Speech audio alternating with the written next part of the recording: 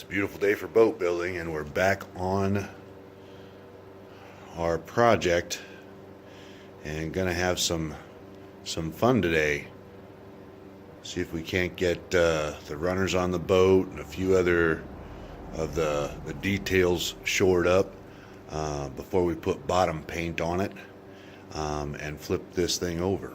So let me show you what we've got going for today, and then we'll get to working. Well, I'm standing back here at the transom of the boat. There's a transom right there, and the side of the hull actually has protruded out.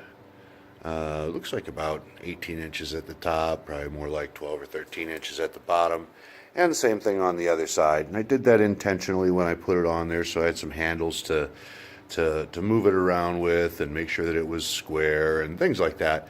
But it is time to get rid of them, and so I'm going to go ahead today, and I'm going to cut those off flush with the transom. And then the last plank right here, actually, if you can see, I don't know if you can see that, but there's a lip right there.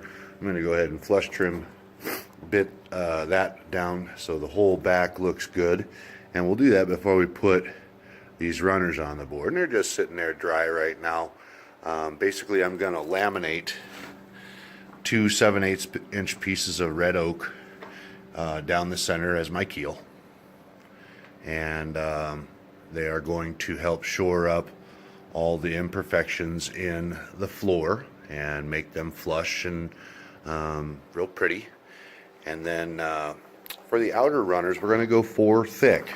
Basically, we're going to do 2 wide ones. I think they're 3-inch pieces. And then we're going to go with 2-inch pieces for what are called deep runners. And we'll attach all of those, laminate them together. We're not going to laminate them to the bottom of the boat. We're just going to screw them on there because we don't want epoxy on the bottom of the boat, on the floor of the boat.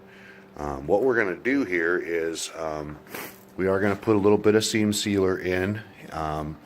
I don't see very many seams that need a whole lot, but there are some that you can see just a little bit of light through. That's one of them right there. I know you can't see it there, but as compared to that one, you can see that we need a little seam sealer in there. And there's a couple of them throughout the boat.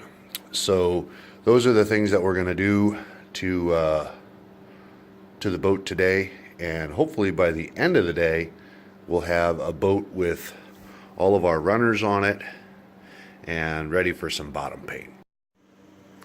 And this is the stuff we're going to use to go ahead and seal the seams. I went ahead and sealed the ones that I thought were in need of a little bit of help, and we went through it, and I don't know if you can see that. We got one, and a little bit down there, and a couple different spots just on the edge on that side. I guess edge setting them sometimes doesn't really account for how straight the entire board is, and so that's why we've had to use this stuff. But it looks like it's it went in there real nice, and so the 5200 is actually known for 50 years to be the product of choice for seam sealing, and so we're going with the proven methods on this one. I want to make sure that the boat's 100% sealed. Well, the next step was to cut off the end at the transom here, and that's exactly what we've done. I went ahead and used my flush trim bit with the router, cut it all flush, real nice and straight up and down. The sides came out just absolutely gorgeous. It does need cleaned up quite a bit. There's a lot of epoxy that's dripping down, as you can see, on the sides and stuff, but we'll get that taken care of here.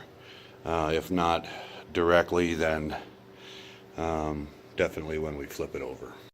Alright guys, the idea behind the boat today was to try and get the runners on, and that's exactly what we did. We ran the center runner, of course, right down the middle. It's going to actually double as the keel of the boat, giving strength to the planks and making sure the boat tracks right as it goes through the water. The 2 on the ends are runners as well.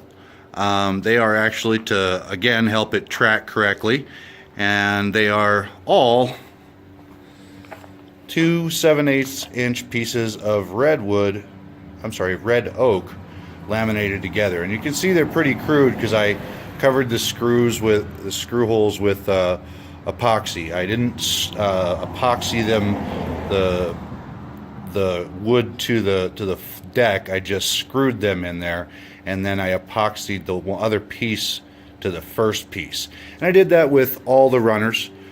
Same thing on that side. The deep runners here are actually the ones in the back that stop, and that's going to help it really move around when you turn the motor. It's going to help it be really agile and stable on the top of the boat when you stand in it. So I'm real happy the way it turned out, and you'll see that the planks on the boat itself have actually really, they were kind of up and down, but once I put this together, they really came together and flattened themselves out, and that's a beautiful, beautiful thing. Lastly, I didn't mention this, but I went ahead and faired this just down to the 60 grit like the other side.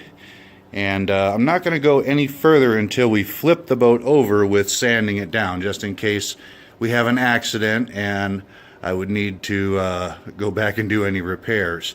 I also measured from the outer runner here to the end of the boat, and I did that on both sides, and I am within a 1/16 of an inch, actually inside of a 1/16 of an inch, of completely square on this boat side to side. So I'm very, very happy with the total results. I hope you guys had a great time watching today. There is the picture of the day. Thanks for watching. Have a great week.